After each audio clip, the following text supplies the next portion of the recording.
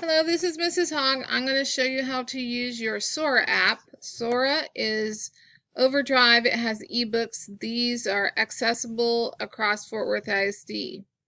So here's your Sora app, this little space guy that kind of looks like a little balloon or marshmallow. Click on that, and then this app will open, or this website will open. I did a search for Dogman, and as you can see, we have lots of Dogman books. If it says borrow, that means you click on it, and then it will put it in your shelf. It'll go ahead and open it up, and you can just click, turn the pages. I'm going to close it and go back to my main screen. This is your shelf. This is where you see what books you have checked out.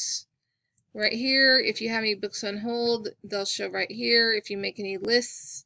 And this is history, books I've checked out previously. If you also click on home, you can do or explore. You can search for a book up here.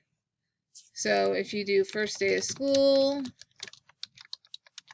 or whatever your subject is, we have some choices.